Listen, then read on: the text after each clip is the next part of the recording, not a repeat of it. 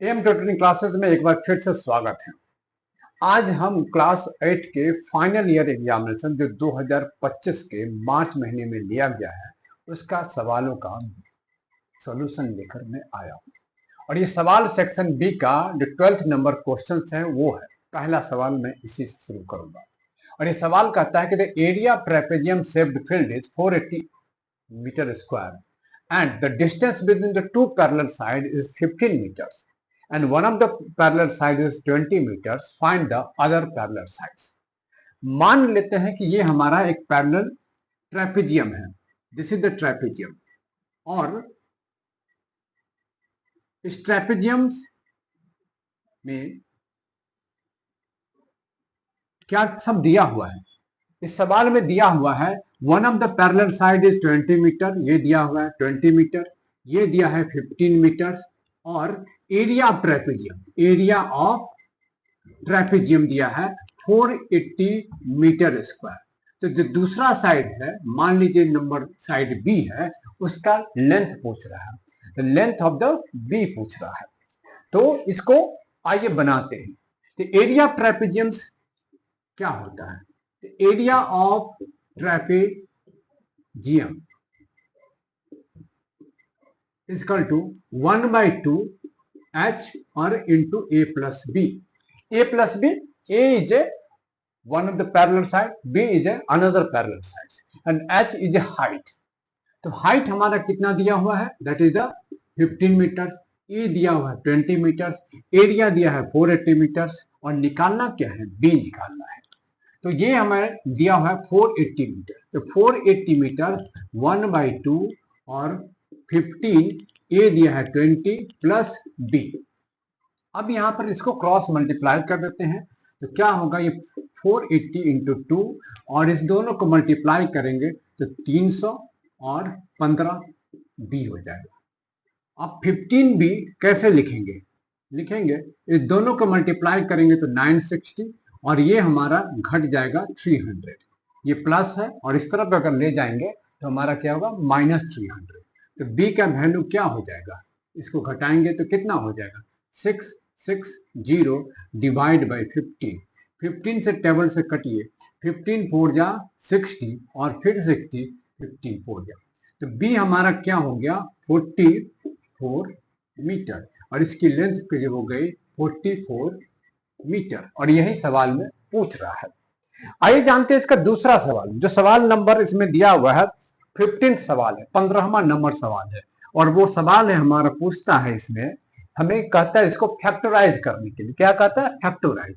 सवाल है Q square -10q plus 21। अब ये हमारा फैक्टराइज क्या करते हैं? इसका जो फैक्टराइजेशन है आसान तरीका है कि मिड टर्म स्प्लिटिंग करते हैं, यानी कि बीच का जो टर्म है 10q उसको दो पार्ट में डिवाइड करते हैं। अब यहाँ पर एक चीज ध्यान रखना है, यहाँ पर आप जानते होंगे a का वैल्यू कितना होगा? 1, coefficient of Q square. b का वैल्यू कितना है? दैट इज b का वैल्यू देखोगे -10 है एंड c का वैल्यू 21 है।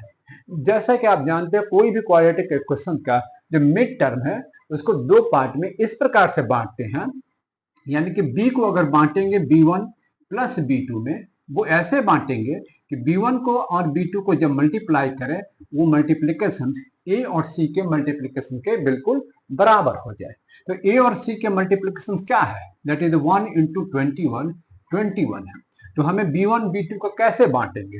जिसको हम लिख सकते हैं 7 इंटू -3 और 7 और 3 को जोड़ेंगे तो -10 हो जाएगा। -7 -3 इक्वल टू -10 और दोनों को मल्टीप्लाई करेंगे तो 21 हो जाएगा, because -7 multiply by -3 equal to 21 हो जाएगा। तो अब हम इसको किस प्रकार से लिखेंगे? क्यू स्क्वायर और -7q -3q एंड प्लस 21। यहां से हम क्या कॉमन ले लेंगे? q, तो q -7 और यहां से कॉमन लेंगे 3 तो q -7। अब ये हमारा माइनस इसलिए हो जाएगा कि ब्रैकेट से पहले माइनस का साइन है, तो ये जो साइन है वो प्लस माइनस में बदल जाता है और हमें मिल जाएगा दोनों से q -7 और दूसरा मिल जाएगा q -3 और इस प्रकार से 15वें नंबर सवाल का हमारा सोल्यूशन है q -7 एंड q -3। चलिए इस वीडियो में एक और सवाल लेते हैं और वो सवाल है हमारा डिवाइड करने का। इसको हम हटा देते हैं।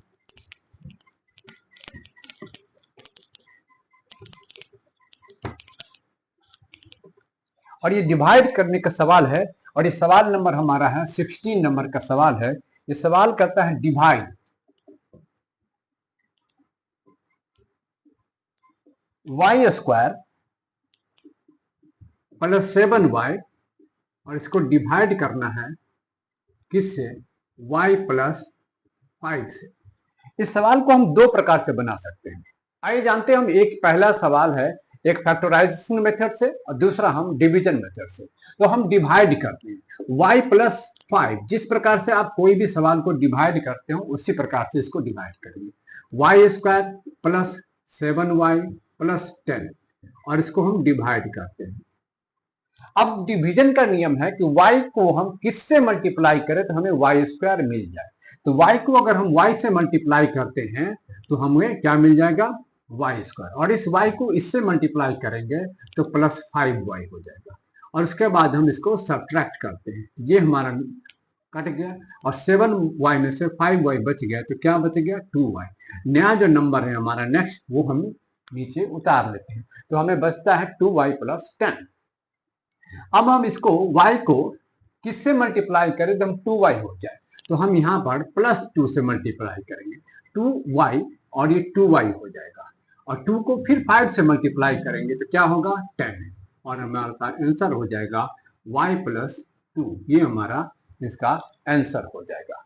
इस वीडियो में हमने सेक्शन बी के 3 सवाल बताए आपको, 12, 15 और 16। नेक्स्ट वीडियो में और भी सेक्शन सी और डी के भी बाकी जो सवाल बचे हैं वो आपको देखने का मौका मिलेगा। इसी प्रकार से आप हमारे वीडियो को देखते रहिए, पसंद आए तो लाइक कीजिए, शेयर कीजिए और सब्सक्राइब जरूर कीजिए।